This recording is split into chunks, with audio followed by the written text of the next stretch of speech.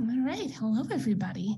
I am super excited to be presenting again at Virtual Nosework Camp. It's one of my favorite groups of presenters. Today, so I'm going to preface this whole topic with, let's not get caught up in terminology. The words that I use, you could sub in any word that makes sense for you. What I'm talking about is the stages here, okay? So we're gonna go through those stages and elaborate on them, and we're gonna talk mostly about what I call the decision moment in the dog's working of a nosework problem. And that moment is quick. It doesn't look like a whole lot.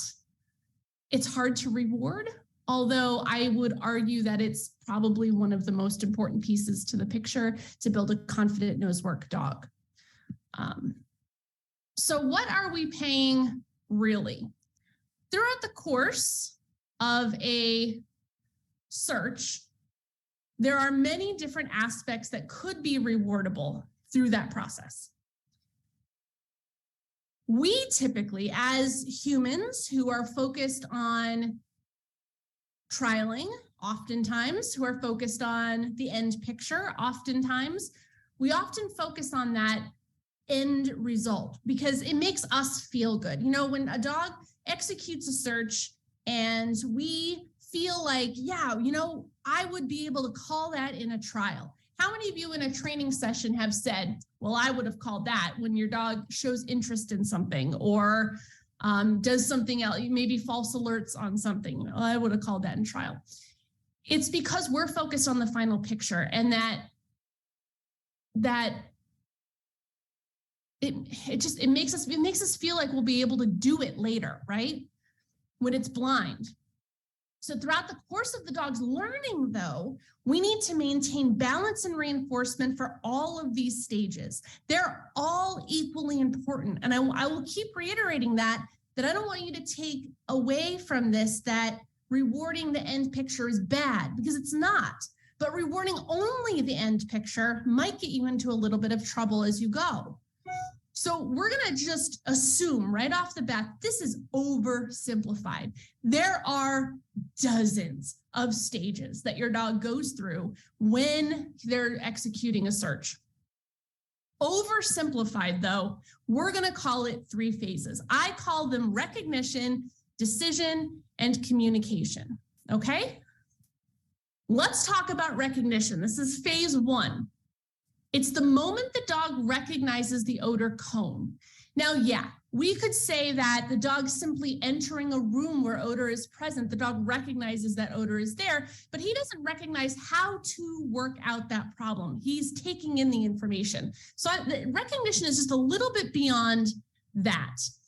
It lasts the duration of the problem-solving process. So from the moment the dog kind of grabs onto that scent cone and starts working out the problem, that recognition moment lasts the duration of the problem-solving process until the dog makes his decision. It looks like the dog is putting in effort. It looks like bracketing. It looks like breathing changes. It looks like narrowing down of a space. You know, bracketing, for those of you who aren't familiar with that term, is just when the dog reaches, it's kind of like an elaborate game of hot or cold. You know, that game that we getting hotter, getting warmer, getting more hot, right? That game. It's kind of like that, where the dog reaches kind of a point and realizes he's gone too far, that the odor is getting weaker, and he turns back into that scent cone to work it in the other direction, thereby narrowing down where the hide is actually located, where the odor is actually coming from. Recognition is key, or paying recognition is key when the dog is just starting, particularly because they don't yet understand how to finish out the problem, right? So we pay recognition quite a bit. This is your early reinforcement moment. So this video is, this is Martha and Pepper. And this is it's actually an inaccessible problem that he was working. He's just learning about this at this stage. So she opts to pay recognition to get some reward history into the effort that the dog is putting out, so that he doesn't get into the habit of working it a little bit and then abandoning it because he didn't understand the full scope of the problem. So the hide is actually on the other side of the bathroom. It's in one of the cabinets. So he's working kind of the outside skirt here, certainly working the odor cone, but we're gonna call recognition something that's just a little more precise than that. He's definitely observing odor. He's getting some information. He's picking up lots of points, but he's not started bracketing. He's not started narrowing in the process. So as of right now, we have recognition of odor available in the space, but we don't really have anything that's productive for us to pay. If we gave him a cookie here, for example, that wouldn't make any sense to him.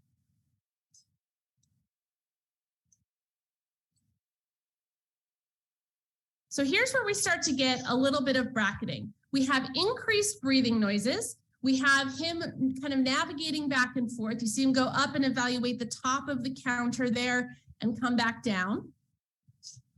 Now, he stops and looks at the handler because of the handler's marking it.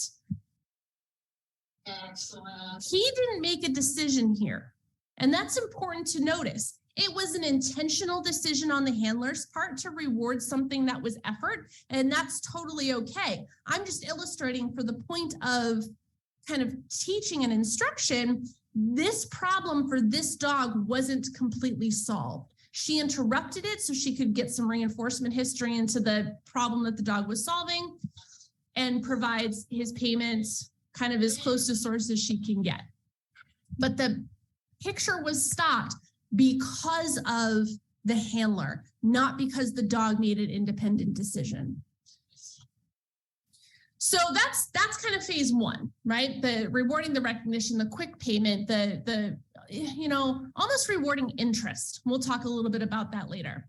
The next phase is decision. It's the actual moment the dog decides that he's correct. It's an internal process to the dog, which makes it really difficult for us to see and thereby really difficult for us to pay. Certainly difficult for us to mark, for those of you who are marking fines and location of odor. It's sometimes very quick. It's sometimes so closely followed by communication that it's almost imperceivable except in video, but the moment is there. And that, I feel like this is such a strong moment for an independent working dog because they're deciding themselves that they're correct. They're not waiting for outside influence to tell them that they're correct via marker cue or reward or whatever. They're deciding, I am right, this is it, this is as close as I can get. The problem solving is over at this point. And the whatever work the dog was going to do is kind of done. And it's also important to realize it's an unshaped action, just meaning it's honest. You can't really shape it. Like we can shape a final alert via how we pay, or maybe we're cueing a behavior if we're going to teach a final alert to the dog. You can't shape this though, what it looks like. And we'll talk a little bit about that in a second. Now I'm going to show this video of Logan to kind of show you what a decision might look like.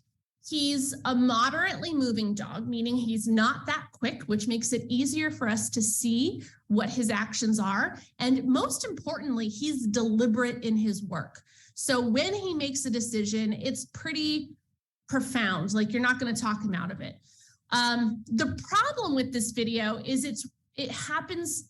Decision and communication happen in very close succession.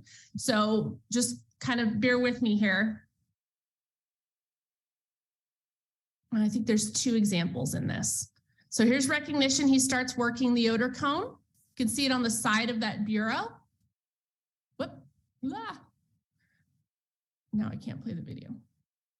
See it on the side of the bureau. So just watch him as he kind of comes in. He's going to make that turn. That's the first moment that he realizes an odor cone is available and starts working it. Here he starts bracketing. Watch this foot. That was his decision. Watch the foot. He plants all 4 feet squarely on his, he's not moving, right? He's demanding his payment. We'll see another one here. inaccessible in the cabinet, watch the feet. Very closely related to communication in terms of succession, watch the feet. Notice both this one and this one plant themselves to stabilize his body. He's not leaving. He's not going anywhere. He's taken, well, we're going to talk about this a little bit later too, but he's taken possession of that space. That's where the odor is. That's where the gopher went in the hole, in other words. So we have recognition, we have decision. Let's talk about communication. This is often seen as the final alert behavior. You see a little Zuri here with her paw on top of the box looking almost mad dog in her handler that she needs her cookie. This is a final alert behavior. This is the dog's effort to communicate to the handler about their hide. So first the dog recognizes the odor cone and puts in the work. Then the dog makes the decision about where the hide is. Then the dog makes an effort to communicate. It's often a trained behavior, either directly or indirectly. So what I mean by that is either you've directly told the dog in terms of teaching a final alert behavior what you want the dog to do. I want the dog to sit. I want the dog to nose freeze. I want the dog to do whatever. You shaped that in some way. It can become a little bit operant. Not always the most honest thing when we get into the operant space in this sport. But this is a nice example of reinforcing the communication.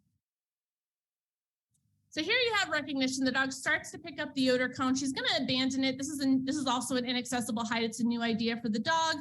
She's encountered the odor cone. She's chasing it away just a little bit to get some more information about what could possibly be happening here before she makes her decision and she makes her communication. This happens really quick. There's decision. Communication is the sit with the yes following the handler, following by the handler. So if we watch this just one more time. Yes. You hear her mark the sit. That was not a mark for the decision moment. That was a mark for the behavior that follows the decision, the thing that makes us feel good. Yes. The sit. Okay, it's clear. We like it. We reward it a lot. All of these phases are important to reinforce. And certainly, I think we do a really good job at reinforcing things like recognition in the beginning. But then as we get more and more into trialing and competing, and especially as we have struggles reading our dog, we put more emphasis on the end phases and less importance on the beginning. None of these phases are bad. However, staying at one place for too long can cause imbalance. And that's the important piece. The dog will tell you where the imbalance is. And that's so crucial to developing a training plan for your dog, is to identify where the holes are and to kind of adjust where you're putting your cookie, where you're putting your reinforcement to fill in those holes for the dog. So I'm going to pause just for a second, just after outlining recognition, decision, and communication. Are there any questions about those three stages as I've described them? I just have one question right now, which is someone wondering if there are other behaviors you've seen in addition to that feet plant when the dog makes a decision. Are there usual examples? Yeah, so we'll talk a little bit about it. The foot plant is, most dogs do it. Some dogs will also, that's where the lip lick comes in, that decision that their cookie's coming, or that realization that their cookie's coming.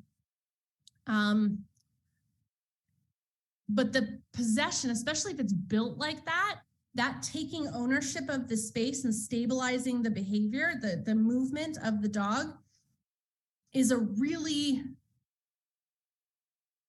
it's powerful, and it's something we can kind of manipulate and build a little bit through the course of different types of games that we can play with the dog. So I want to talk a little bit about how imbalance, spelled wrong, imbalance might show up, right? Think of it in terms of go and stop. So go, feeding recognition and effort, right? Feeding recognition, feeding the work, feeding the process of the dog problem solving. And then on the flip side, we have feeding the stop, which is the communication or the stopping of effort. So that would be kind of that decision moment right in line with the communication. For example, this might be an imbalance.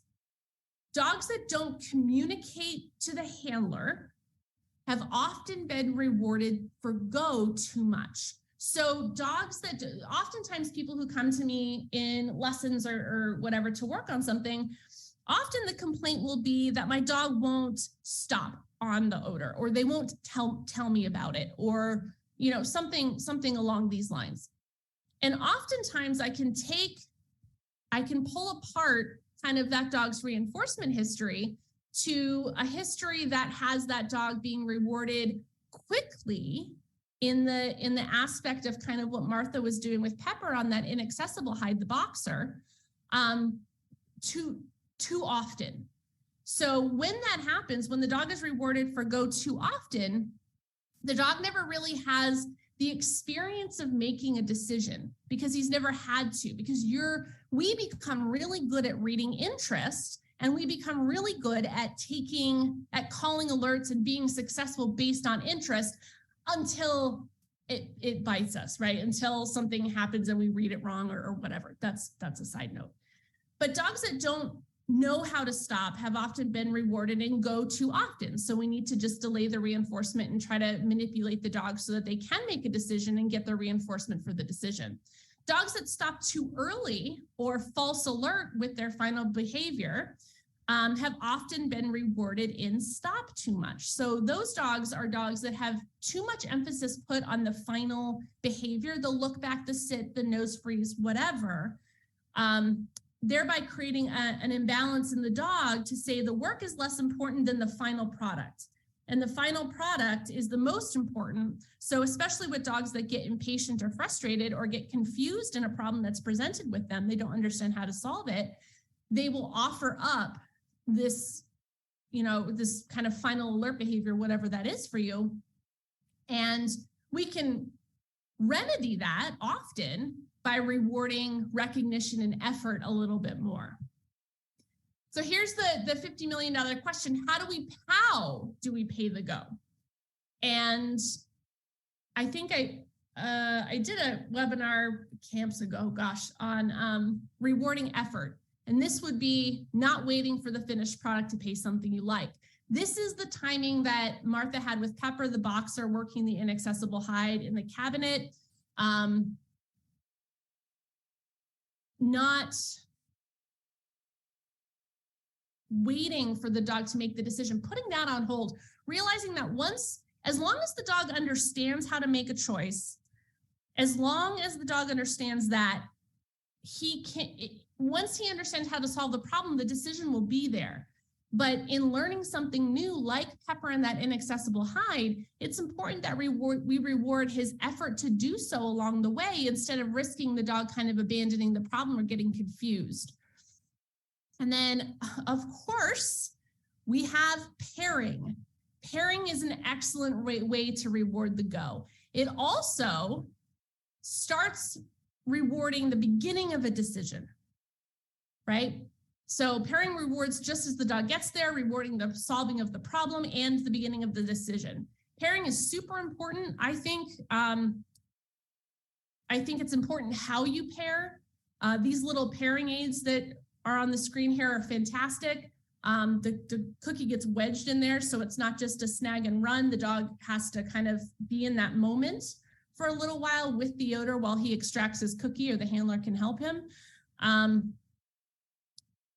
But I think that it's something else that as we get more advanced in our experience in the sport, we pair less. We kind of take for granted that the dog knows odor.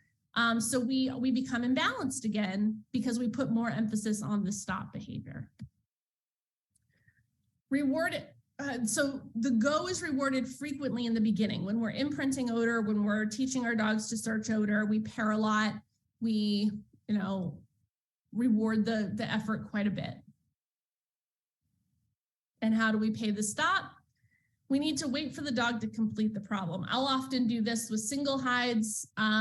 Even if the dog is more advanced than that, can do multiple hides without a problem. If the dog is having trouble kind of owning the solution, then I need to risk him leaving that to go around other places. And I don't want to risk him finding something else to be rewarded with. I want him to really stick with that thing. So I do a lot of singles when I'm training my own dogs and in classes. But to pay the stop, we really need to wait for the dog to complete the whole problem. We need him to make a decision. And we need him to choose a way to communicate, unless we are going to step in and tell him how we would like him to communicate.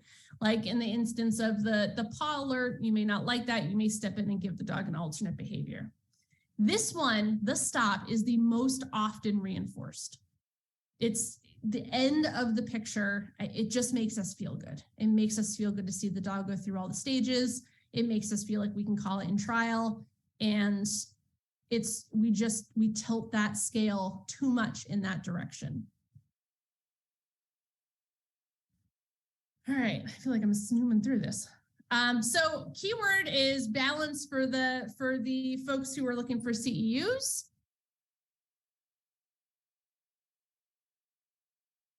Okay, so let's talk about this. Why is decision important? If we have recognition and some kind of communication, we can call a hide in a trial.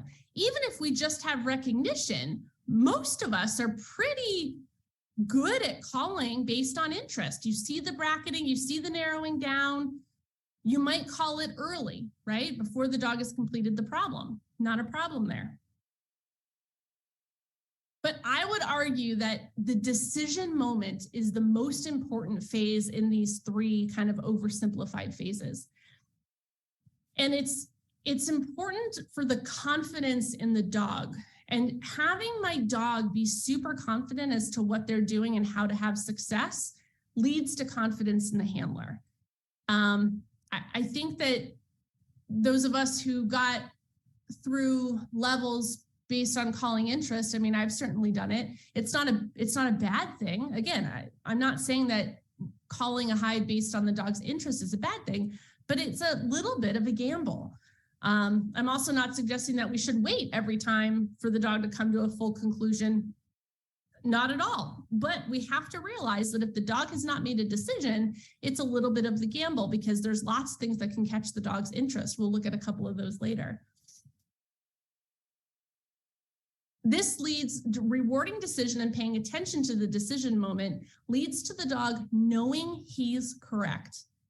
And I believe that we can get uber confident dogs who know they're correct without the handler confirming it for them. So it's a difference between a dog looking back and demanding payment and a dog asking a question. Is this it? Is this what we're looking for? Personally, I want the dog who's going to look back and demand that he be paid because he's made a decision that he knows is correct, as opposed to a dog who might be a little uncertain or who might be a little softer in the way that they go through kind of their phases and their existence. I don't want my dog waiting for me to confirm it for them to get happy. I want them to get happy because they know that they're correct. Okay, so here's what I mean by when we call it based on interest and how risky it can be to not teach our dogs or to not put to infuse just a little bit of possessiveness into the dog when he finds a hide. So this is Megan and Fox. I know from, she's a student of mine, super, super nervous competitor. And one of the reasons that I think she gets so nervous is because she rewards quickly a lot. So in terms of that balance, the dog is a little bit imbalanced in terms of he's never really had to make a decision or had to possess the hide. He doesn't have that kind of attachment to it. So the hide is over here on this little stool right there. You're going to see him work the odor cone. And he catches odor right here, right? Clearly catches odor. interest, floats around a little bit, still working out the problem. Then she steps in and he says, oh, right, this is the point where I get my cookie. Except she didn't call alert. She didn't read it like that. She had suspicions that he was on odor, but there was no kind of confirmation for her in this moment. So time is ticking. She's very nervous. He goes back to try to maybe work something out, but it's not important to him. Fast forward a little bit in the same search. We have a moment here where he catches odor yet again. She calls alert. Then he is able to kind of look to her. But it's that example of the dog. She called it based on interest. The dog got happy because he heard that marker, that alert word. And he knew his reinforcement was coming. So she works back over to this space where she knows that where she believes that there's something available. She's gonna try to get him to go back to it again. Luckily he does. She's able to call it based on interest again, and then he swings around for his cookie. So if you look at this here, yes. The minute he puts his nose on it where she thinks it is, she calls alert, and then he's able to kind of orient to her, give her a look back. But there was no real possession. There was no real decision. There was no real alert moment from him. And I think especially in the beginning of our, beginning of our time, it's easy to misread stuff like this when we're used to rewarding based on that interest.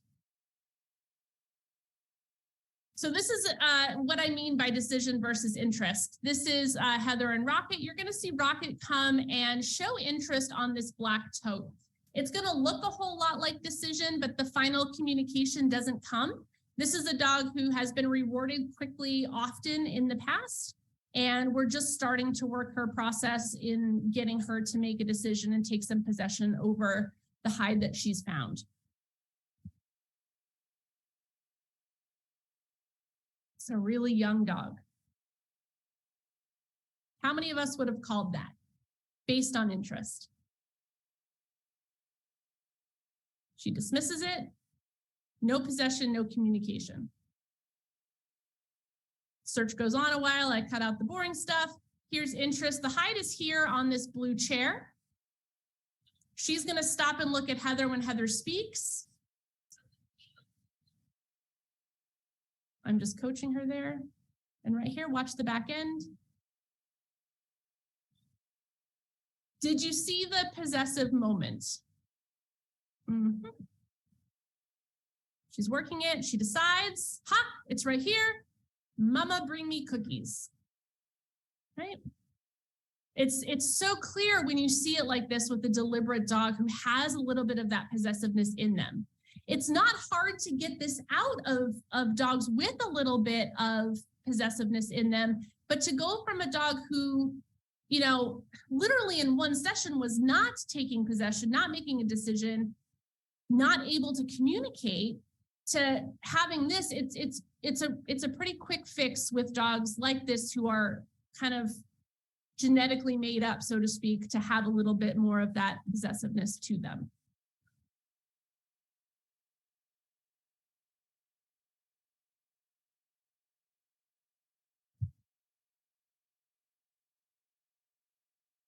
So since decision is the hardest part to reinforce, how do we pay and strengthen the dog's decision when it happens so fast? How do we do that? Well, it is the trickiest to reward because it's an internal process in the dog. Now, with the dog like Rocket, who we just saw, a more methodical searcher takes possession of the hide very nicely, plants her feet. That might be something that we could pay and not just we would pay before the dog looked back at us. We could pair. I mean, that's another way to do it. These are ultimately what a decision looks like. We've talked about the foot plant. That is almost all dogs do it if they're sure. Stopped motion. I had a video in here. I don't know, maybe I went by it too fast. But the really fast dogs are difficult. They go from decision to communication so quickly that it's honestly how some of us get caught into accidentally feeding and reinforcing the foot, the dig, the paw, is because that decision to communication piece happens so fast that there's no opportunity for us to get ahead of the paw, right? It happens so quickly. And some dogs are more obvious than others, like we just talked about, right? Rocket's methodical, Logan, the little mini Aussie that we saw earlier, methodical, going about, plants his feet very deliberately. The boxer actually does too when he's taking possession. But so the speed from decision to communication is difficult. This is the video I was talking about. I just hadn't gotten to it yet. So look at that, the moment is there. The decision moment is certainly there, but it happens so fast. I don't even think my captions keep up with it. It's inaccessible in the cabinet. Watch this foot out here. That foot plant right there, the front foot planting as she picks up her, they're almost simultaneous. The amount of time. Watch the front foot right there. When she plants this here, that's the moment she's decided, hallelujah, I've found it. Now let me beckon my mother for my cookies. So fast. Whoops. All right. So questions on what decision looks like, what it is. We're going to get into how to build possession a little bit next. So I wanted to take a pause to see if we had any questions about what I've talked about so far. Sure, we have a few questions. Great. If you reward the effort before the dog makes the decision, how do you balance that with teaching the dog not to fringe? Reward source, always. So even if I take something that's less than source, I'm always paying at source. And then I balance that also with pairing. So remember, pairing is a nice tool that we can use to feed recognition, feed the work, but still emphasize source. So it's kind of that nice bridge between recognition and decision. Does that make sense? Yep. People are interested in where that pairing aid came from or what that pairing aid is. There's a Facebook group called What a Pair. I can probably post it in the group if you want me to, but yeah, why don't we put it in the Facebook group? But okay. They would find it through What a Pair. Yeah, it's a business page, I think, through Facebook called What a Pair. You just DM his name is Tom. He makes them. Right. But, yeah, I like them a little bit. I like them a little bit better than just where you can balance the cookie on the shelf, because there's no grab and go.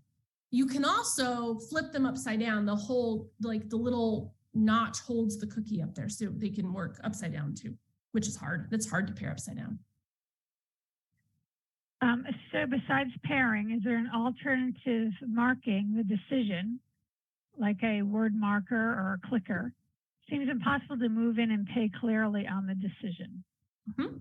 So most of us, this is probably going to get controversial, but I would argue that most of us mark in some way, even if we're not meaning to. So even we traditionally think of markers as clickers or the word yes or whatever, an auditory noise that means reinforcement's coming because a behavior was performed. It's also the minute your hand goes in your pocket, the dog knows the reinforcement is coming. The minute you take a step into the dog knows reinforcement's coming. So it's just whether you're whether you train this in a way that marks or you train in a way that doesn't mark, you're still interrupting that process with something that you're doing that means to the dog his reinforcement's coming. So if you're the type to use, I mean, I don't, but if you're the type to use a clicker, you see how fast, like that video with Holly, the German Shepherd, capturing that in real time would be really tricky, which means you're accidentally clicking the foot, the paw, the dig, the communication. That gets really hard. Do you see where the timing and where marking gets really kind of, it can get really sticky if we're not really good about being aware of what we're marking, being aware of what we're clicking, being aware of what our verbal markers are doing. We're inadvertently paying things that sometimes we don't mean to pay. So the marker moment would be for me, like with the rocket video, the Roddy, that nice foot plant, that would be sweet. Like if I was a marker, I could mark that all day long and get some pretty good results with that. But with a dog like the Shepherd, my mark is almost always going to be with a foot. And I don't want to reinforce pawing. So I need to rethink the way that I'm reinforcing the dog, if that makes sense. All right, we have the last question for this time. If a dog goes around the search and finds the hides without alerting, then goes back and alerts you on them, is that a decision issue, a communication issue, something else? Hard to say without seeing it, but hypothetically, I would call it a decision issue, and I would bring the dog back to single hides until the decision was really clear. It's a decision and possession issue. We'll talk about possession a little bit. That's the next topic. But if I can get that dog to own what he's discovered a little bit more, it also could be a reinforcement issue. Like, are you bringing to the party something that the dog is going to kill himself for? You know, that matters. What you're reinforcing with matters. So sometimes I can affect the dog's eagerness to stick there by surprising them. I always call it a surprise cookie. I challenge my students to surprise their dogs occasionally with things that they might not normally provide. You know, even if you're used to bringing chicken hearts and steak, if the dog always gets chicken hearts and steak, you know, maybe a couple licks on a container of goat cheese would be delightful. That's my dog's favorite, goat cheese. It's messy, but not in trial, it works. Sounds great. All right, we're ready to move on. Okay, let's talk about possession. And the first thing that I want to say is it's not a bad word.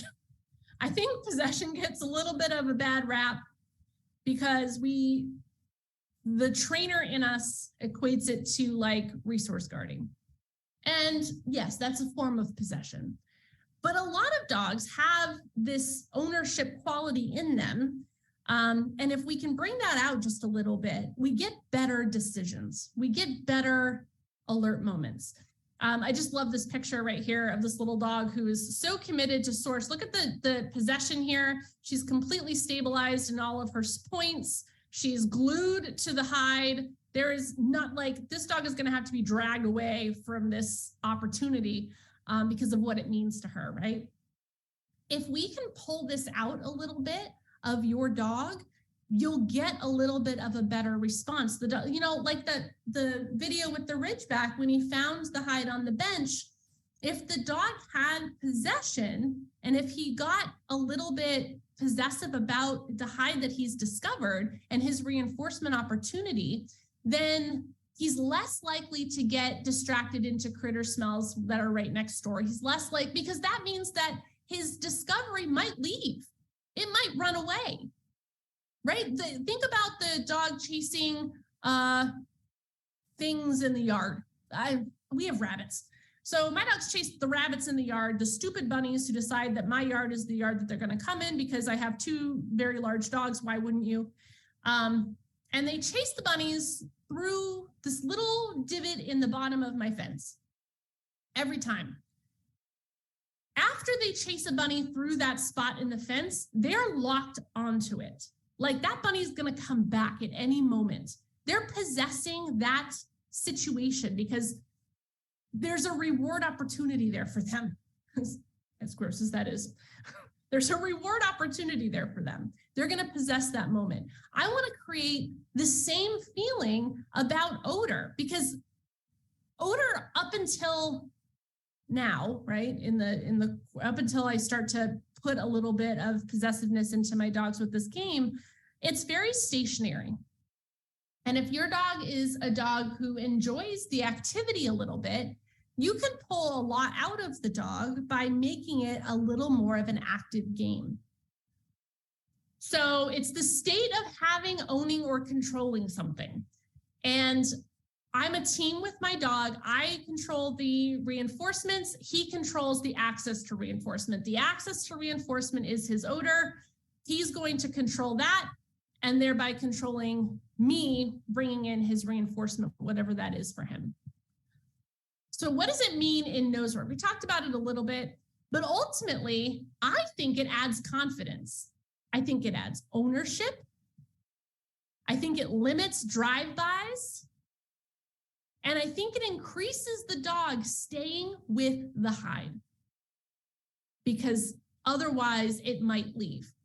You know, in terms of possession and decision, I just want to look at this right here. So this moment right here, this photograph, she has her nose undoubtedly on odor. There's no other reason she would put her face in the tire like that.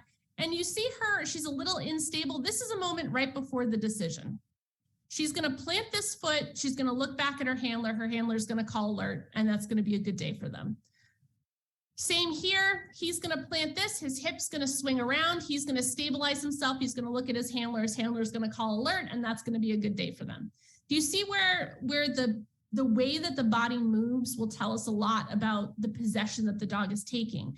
So front feet planted, back feet planted. He's ready. He's ready for this thing to run away, to dive into a hole, to bite him in the nose. He's ready. Whatever's going to happen there, he's ready for it. It also, I think, increases the eagerness to get to the hide or solve the problem. Because of the confidence, because of the ownership, it increases so much, it makes the game come alive for the dog. And ultimately, better decision moments. So how do I build possession? I play possession games. I call them possession games. You can call them whatever you want. It's a version of Running Bunny for those of you who know that game, but I feel like everybody plays Running Bunny just a little bit differently. You know, I used to play it where like around a vehicle, I would take one hide, the dog would find that hide, I would steal it, I would run it, I would place it on the vehicle somewhere else, the dog would continue searching, and it kind of turns into a chase game around the vehicle. I do things a little bit differently now. My version of possession games is a little bit like Running Bunny, and I'll show you, I'll show you what I mean by that. But it's playing with the dog's expectations in order to build up that ownership and drive. And the expectations are so important. I make the hide come alive, okay? By playing and stealing the hide, the dog loses his access to reinforcement or could lose access. Now, I just want to say, I do not do this with dogs who are resource guarders. I do not do this with dogs. I'm very careful about the way that I work dogs that have people stuff. I make sure I have a relationship with the dog first before I push at all. And it's crucial, if you're going to try this, it's crucial that you start with dogs who don't have that stuff. I could do a whole webinar just on these games. You know, like with the I have so much video. I was looking through it all, like I can't possibly show everybody everything and how to play these games, but I'm going to show you a clip of it and hopefully you can kind of make some connections on your own. If his reinforcement is valuable to him, he'll figure out a way to keep that access. So let's see. Ultimately, the dog needs to win. And that is the number one rule. The number one rule. I want the way the dog feels in that moment to be positive. He needs to feel strong. He needs to feel like he can do it. He needs to feel powerful in that moment that he's going to be able to win this game. If he doesn't think he can win my game, he's not going to play with me. So he needs a lot of success here. I want him to feel strong. I want him to feel empowered, and I want him to feel determined. All of this is important. So before I play this, I just want to explain what's going on here. This is in class. We do possession games periodically, especially in my lower level classes. For the lower level classes, it helps the dogs learn to value odor to a higher degree. In the more advanced classes, I play these same games. It re-energizes them and puts some money back in the bank when we've been working complicated problems and taking some of that power away from the dog. So very simple. It's just boxes. It is just a bunch of boxes laid out. I use boxes for my hot box that don't have flaps in the bottom, and it's ridiculously important that the cookies or the tin doesn't get stuck in the flaps, because you're gonna lose some of your mojo that way. This dog, I chose this dog to demonstrate this because she is very, very soft. She's a lovely dog. She's a lovely dog, and there is something in there, but she wants to be a good dog a lot. Like, she's just, if she has a hard time knowing she's right without her handler complimenting her. She's not the type to charge into a search area. She asks a lot of questions throughout the search, looking for a little bit of support from her handler. And we're not going to take any of that support away. This doesn't replace that. But what it does do is, if I can get her to feel a little bit powerful in her skin, I'm going to get better work out of her when I ask her for it. I have another dog, a little tiny clip of another dog who is a very possessive dog by nature, and I'll show you kind of how dramatic it becomes with this game. So Running Bunny, the hide's in the box. I'm in control of the cookies in this version of possession games. I'm in control of the cookies. So as I steal the box from her, again, super friendly dog, I'm not worried that she's going to bite me. As I steal the box from her, I'm depositing more cookies in there. You're going to see Carrie, her handler, the lovely woman in the purple coat, put a little, I can't even express how tiny, a tiny, tiny, tiny little bit of back pressure on her harness, and then let go really quick. And part of that is I'm using oppositional reflex to build strength in the dog. I want the dog pulling through the opposition that the handler is putting on her, and I want her to learn that she can break through that, right? So Carrie's putting a tiny, tiny bit for this dog of back pressure on the harness. You'll see with the next dog that we can put a lot more pressure on him. He's not fazed by it at all and is perfectly happy to fight. So putting a tiny bit of pressure, she wins, she wins, she wins. This is her first round in the room. I will say that the last time we played these games, she did not like them at all. She was very worried. So again, tiny bits of pressure, tiny, tiny, tiny. There was too much. You see the dog's reaction. Too much pressure, and the dog disengages. Let's watch that again. Sometimes spacebar works, sometimes it doesn't. Right here, just a tiny too much pressure, and the dog disengages. We're gonna get her back. We're gonna let her win. We're gonna try again. I'm not gonna go so far. Carrie's not gonna hold so much, right? So we're constantly adjusting based on what the dog is saying. Just lots of winning. I'm gonna ultimately steal it from her, getting a little prey involved. I'm running. I'm faking her out. And that's what I'm looking for. I want the dog kind of eager to be interested in what I'm doing with the box, be interested in what I'm doing with the odor, be interested. We're going to do it again. Tiny bits of pressure, tiny, tiny. Lots of reinforcements. I mean,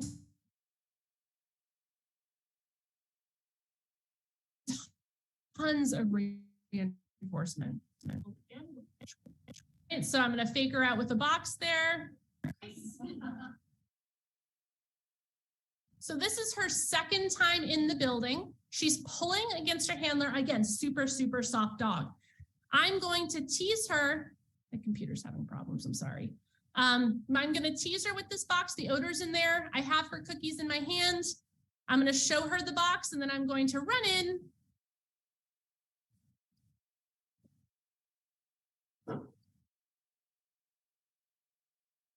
Again, we're looking for her reaction. We have a run. That's huge. That's absolutely huge. And again, I get cookies caught in her top knot constantly. You don't need to throw cookies in this game. I just deposit them in the box. We can put more pressure. Did you see how much pressure she's able to put on the dog now? We have a little bit of fight. This is only her second time in the room. I'm going to fake her out on the chair. Good girl. Nice. She immediately knows I'm wrong and then goes and is successful. Now this is the possessive dog. So that's the soft dog. This is the much harder, much more determined dog. He doesn't mind a little bit of fight. So we're gonna give that to him just a little bit. Ugh, why every time? All right, but watch the possession at the end. So this is his second time. He had one round. So he knows the game a little bit. She's going to put more pressure on him because she can, but still he wins. Still he's able to win against the opposition. I'm going to run. I'm going to drop the box. Watch the possession here. Possession right there, right? That's going to give me a better, stronger decision in the end here. Now, I didn't video it, and I should have, but the next hide we did in this series, we did all of these box games, and then I put a hide, just a visible tin right on the table here, because I wanted to see what the reaction was from the dogs after playing all of these games. So, and I wish I had videoed it. Stupid me didn't, because the game was the most important thing in my head. But the ownership that those dogs took over that source, like it was going to leave, was incredible. Now, it's not the only way you can build possession. This is a video from one of my online classes. And because I'm not there to play these games with their dogs, we have to go about it just a little bit differently, but we still need to create a little bit of ownership from the dog. So this is just a simple cookie tossing exercise. Hot box is in box 4. Watch the ownership that he takes here, plants his feet, and waits for his cookies to come. She tosses the cookies really nicely. A couple of them fall out of the box. Don't worry about it. And again, we have ownership. Planting the feet. She would get better. So I should not do it like that. Watch the feet here. Oh, no, wrong one. But he's off center. If her aim was better in the box, she would get more dead on planting and focus inside the box. All right, so possession leads to stronger desire to be with source. This leads to stronger decision moments. This leads to a bolder dog. And this leads ultimately to a more confident handler. If you know your dog will go in and own it, it is much easier to be confident as a handler. Remember that all phases are important. So that recognition, decision, and communication, all of them, each one of those stages are important. You can't just reward one. Decision is by far the hardest to pay. Remember, you always have pairing to help with that. You have cookie tossing. You know, you can do cookie tossing not in a box too. Like I'll put a hide, usually somewhere that has like a back, like that I can toss the cookies off of. But you want action to happen at source. Think about how to build confidence in themselves. They need to know that they're right. They need to know that they're correct and their reinforcement is imminent, and not wait for confirmation from us. Ultimately, we want to make the game exciting, and that can go beyond the cookie. Think about drivers. Think about the things that makes your dog tick. Does your dog like chasing squirrels? They might like that box running game. They might like cookie tossing. You know, it's all prey, drive.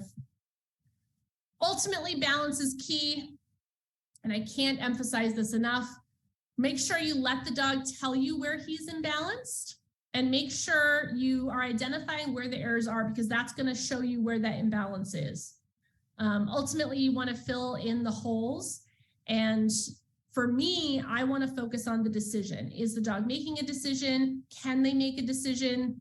Am I getting that kind of ownership out of the dog? They always go so fast. And yeah, so hopefully you just have a little bit of a different look. You know, I can't emphasize enough too how important video is in these moments. Like, no, we would not have been able to see any of that if it weren't for video, right? I can't, like, we'll be teaching live class and I'll point it out. Oh, did you see that possession? Did you see that decision moment? No. Yes, because looking back, rewinding your video, playing it in slow motion, even if you go back and just look at it immediately following that search and then delete it, you don't need to keep it for like posterity. You just need to see what you didn't see in real life. And the more you see it in video, the more you see it in retrospect, the better your eye becomes. The more you can see it over and over and over again. It's where, like, I feel like online learning is such a powerful tool for that, because it's all video. So we look at it constantly. We slow-mo, we forward and back, you know, it's super powerful, but you can do that on your own too. Just pull out your video camera and ask a classmate to video for you, set up a tripod. You know, it's important.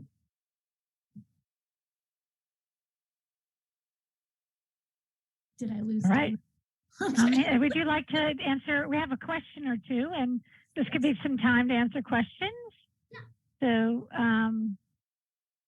the first question is, have you noticed that if occasionally you pay the dog early, they won't leave the hide until they put their nose on it? Is that possession, and should I repay?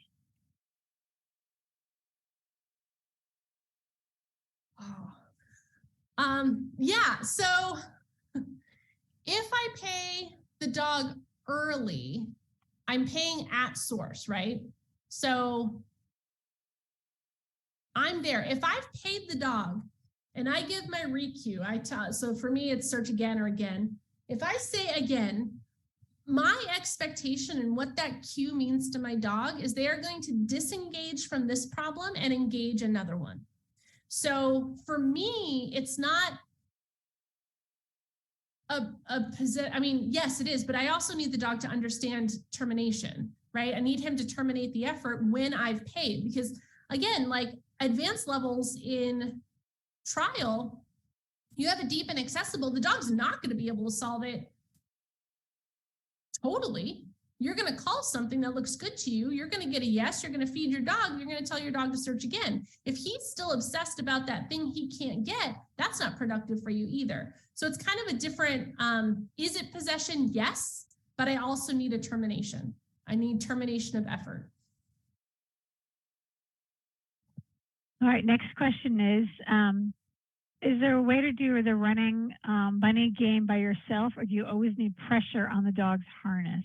No. So I will do it, especially, I do it with handlers that don't have great timing too. Like I'll just do it with the dog. I should have thrown up one of those videos, but I will have the box in one hand and often cookies in that same hand, so I can kind of deposit them. I just slide the box with my pinky and I'll push just a tiny bit on the dog's chest until I feel the dog press back. Then I'm like, whoa, strongest dog in the whole world. That's amazing. You're so strong. Look at all those cookies that you just won. And then I'll do it again. And gradually I get a dog who's like fighting with me to get to their box. And that builds that possession.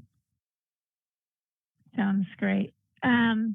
There's just a note that one of the participants put up the link for the pairing aid on the Facebook group. Yes. So you don't need to do that. They took care of that for you. Perfect. You guys are great. And How often do you work on this with dogs? Quite honestly, not often enough. Mostly because it's terribly physical for me. But in 12 classes in a row, all my classes do the same thing. As well, that's a lot. It's a lot of bending.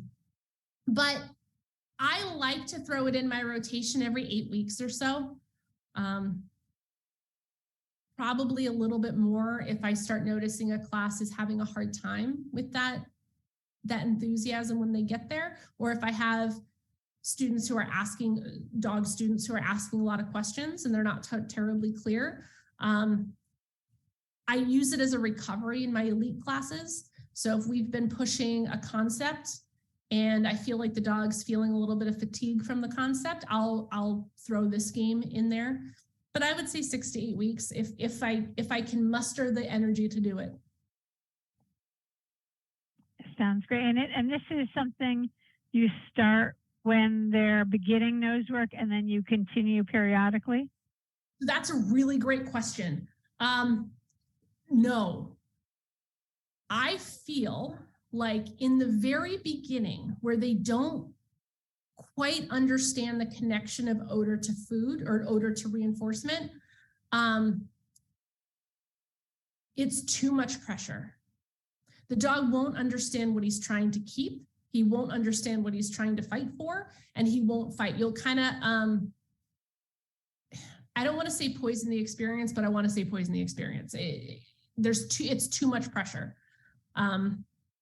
when you're just starting. So I like to do this when the dogs are searching reliably, not paired.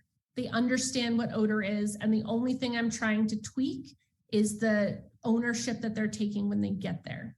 But they're solving problems. They're able to do the things.